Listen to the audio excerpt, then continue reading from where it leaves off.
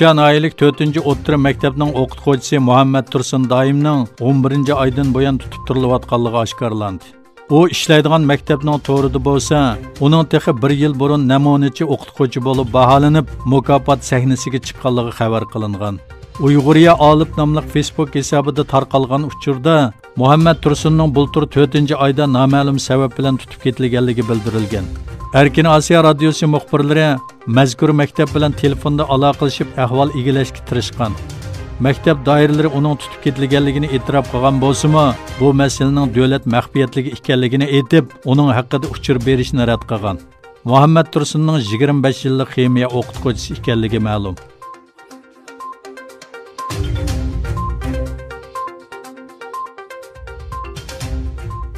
Dünya Uyghur Qurultayı Xitoyning Wuhan virusi vabosidagi jinoyatini Italiyaga ortishga uringanligini ogohlantirdi.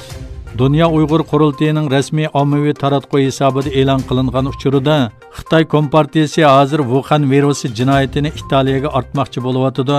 Xitoy to'xtamasdan yolg'on va xato uchur taqitidi. Bu yangi bir ahvol emas. Xitoy 2 milliondan 3 milliongacha Sharq Turkistonlikning yig'ib olish lageriga qamalganligini inkor qiladi deyildi.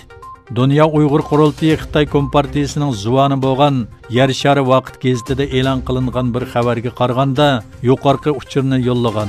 Yer shari vaqt gazetining xabarida nurg'un dokladga asoslanganda noyabr va dekabr oylaridan boshlab Italiyada Wuhan virusi alomatlariga o'xshab ketadigan aniqlanmagan bir o'pka yollig'i yuqumi yuz bergan deyilgan.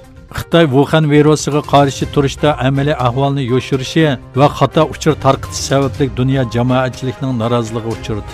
Amerika prezidenti Donald Trump Xitoy virusi nomini ishlatdi.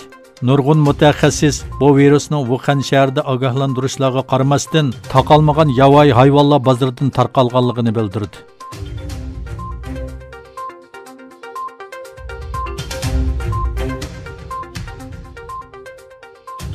Birleşken Devletler Teşkilatı'nın baş katibi Antonio Guterres, sinliq yig'in orqali o'tkazilgan axborot e'lon qilish yig'inida 20 davlat guruhi davlatlarning rahbarlariga Wuhan virusining tarqalishiga qarshi turish xati avatganligini, taraqqiy qilayotgan davlatlarning g'oyat zo'r qo'llashga muhtoj ekanligini ta'kidladi.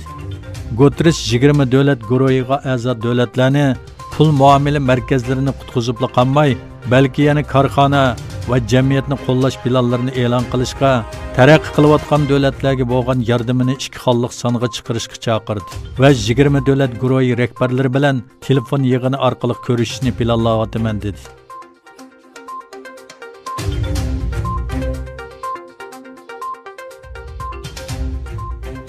Amerika Kengash palatasiga yangi tipdagi Xitoy virusi yuqumiga qarshi turish uchun sunilgan 2 trillion dollarlik iqtisodiy rag'batlantirish plani ikkinchi qitim rad qilindi.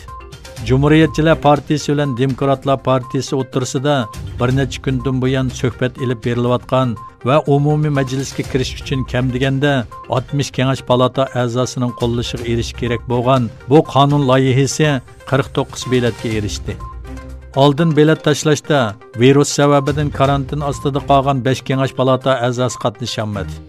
46 Demokrat Kengash palata a'zosining qarshi ovoz berishi Cumhuriyetçiler Partisining noroziligini qo'zg'adi. Cumhuriyetçiler Partisi, Demokratchilar Partisining muhit, klimat va energiya qatorliq yuqum ahvoliga munosabatsiz masalalar uchun boylik taqsimlashga uringanligini aybladi.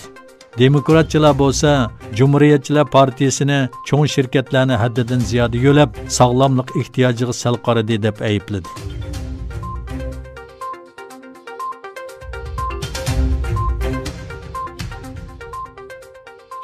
Xitoyda paydo bo'lgan yangi tipdagi tojisimon virus butkul dunyoga vahima paydo qildi.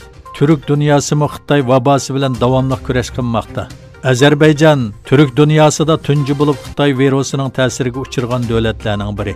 Azerbaycan 2020-yillik Yevropa futbol musobaqasiga sohibxonlik qiladigan davlatlarning biri edi. Yevropa futbol klublari birlashmasi musobaqasining 2021-yilga kechiktirilganligini e'lon qildi. Qirg'izistonda Xitoy virusiga qarshi jiddiy holat e'lon qilindi. Hozir Qirg'izistonda 14 nafar yuqumlanuvchi bor. Bishkekdan Moskva va O'shga qatnaydigan haftalik navbatchi aeroplanlarni hisobga olmaganda, barliq navbatchi aeroplan va poyezd safarlari to'xtatildi. Barlıq ma'rif aparatlari 2020 yılı 4 ayının 8 kunigacha dam ilishga qo'yib etildi.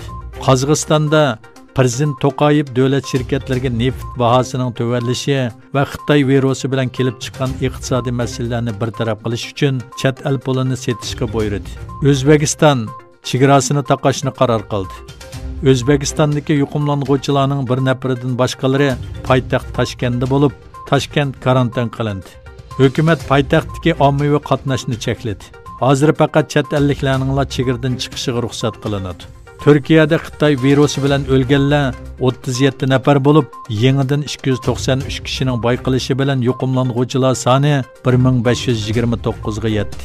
Səhiyyə ministri Fəxriddin Qoca, biz dövlət içidəki nəfəsləndiriş üskunlarini türkümləb işləb çıxarışqa başladıq dedi.